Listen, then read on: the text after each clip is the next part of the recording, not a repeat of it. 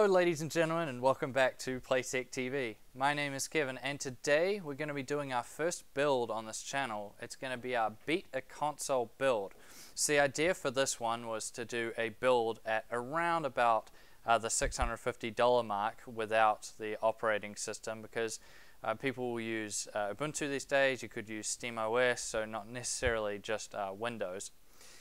And that seems to be where a lot of the consoles are coming in at these days, usually with maybe one or two free games. But of course, if you download Steam, there's usually free games you can jump onto on there, like Team Fortress 2 for example, and go from there. Now this build isn't entirely one that we took from Facebook, so we did ask you guys for what sort of build you want to see or which ones you would recommend. And we did slightly modify one of them, but the build that we used was Matthew Warner's build. So if you want to send us a message via the Playtech Facebook page, then we'll sort you out with a little something for giving us the idea for this build. The only thing we really changed was the case and power supply. Everything else is the same. So let's start first with the CPU, and this is going to be a three-part series, with this part just being the explanation of the parts we used and why. The second part will be the build, and the third part will be the testing. So CPU, we decided to go with the Intel Pentium K, as it's known, or G3258. So this is a little 2-core Haswell. And what makes this guy really good is it'll go as fast as any other Haswell processor in single-threaded applications. So although it's a dual core, it's coming in with an insane amount of performance per dollar. Now the base clock speed on this guy is a little bit low at 3.2 gigahertz. However, if you overclock it, it does very, very well. And you know, because it's such a low power CPU, you can get away with overclocking it on the stock Intel cooler, which is what we are going to be doing. So it'll be interesting to see how high we can get this guy on the stock cooler. Now we're also going to need a motherboard to go with it. So we chose, move this out of the way, the Gigabyte H81M S2H. So this is a USB 3.0 capable motherboard. It's part of the Gigabyte Home series, so it's nothing really too adventurous, but it's going to do exactly what we need it to do. It can handle LGA 1150, and it's cheap, and it does the job. So that's all that really needs to be said about this guy. Now RAM is kind of a similar story. We just need something to get us by for this build, and 4 gigabytes of G-Skill Value Series RAM at 1600 megahertz is going to be exactly what we need.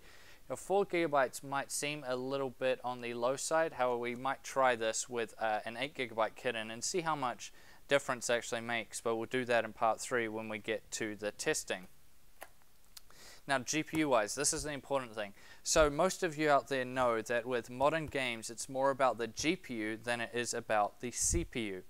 So with that in mind, we picked the R7 260X, well rather Matthew picked it. Now this is a great choice. So it features the 28 nanometer Bonaire GPU, 2 gigabytes of GDDR5 memory on a 128-bit bus, and this gigabyte model features a boost speed of 1188 megahertz, which is slightly higher than the reference at 1100.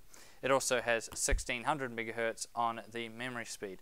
Now this should be really good. These come in at a really good price point, so that's nice, and it should give us the performance we need, because we're going to be aiming for 1080p gaming at 30 FPS or higher, or hopefully 60 FPS or higher, depending on the game type, and I think this guy will do it the best. That takes us to storage. So it could go with a smaller end SSD, maybe something from Kingston.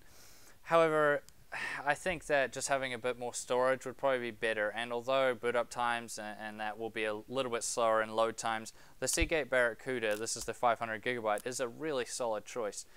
7200 RPM, so that's really good. I mean, I had one of these in my personal rig for 5 years. I had the 1 terabyte model, and it never had a problem. So super reliable. These guys are really good, and it's going to get us by for everything we need it to. And lastly, what we're going to house it all in. So the case, this is an Inwin EM020. So this is black, supports USB 3.0, which is good, same as the motherboard. And it comes with a 400 watt power supply. So that's basically the main reason why this one was picked, and I think a lot of people picked this one for the same reason. It just will have everything we need, and at the price point it's going to get us by really well. It's not going to be the most fancy, it definitely doesn't look the most fancy, but it's going to do us really well for this Beat a Console build. So that's going to be all the parts we're using. Now some people might be let down slightly and be already writing in the comments that we're using a dual core CPU, and this was something we asked you guys on Facebook as well.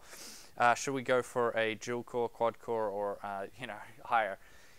Now some games these days, some require a quad core or higher CPU, but that's not very many. So this will still, the dual core will still work with like 98% of the games out there, and that's why we picked it. The Pentium K is just the more solid choice in that area. Its single-threaded performance is just the same as all the rest of the Haswell processors, so this guy's going to be able to go all the way up to, hopefully we'll get it over 4 gigahertz on the stock cooler, and its performance in single-threaded applications is going to be great. Obviously, Pentium K, it's going to be rubbish for anything productivity-wise, but that's not what this build is about. It's just purely about gaming, and I think in the vast majority of games out there, this one is going to give us the best performance per dollar. Now that's going to round out this video. Stay tuned for part 2, so definitely subscribe to PlaytechTV if you haven't already, and like the video to let us know that you like us doing these build type videos, because we're going to be doing another one on the flip side of things in the future, which is going to be on the other end of the scale, so much more money involved in that one. I thank you all for watching, and I'll see you guys next time.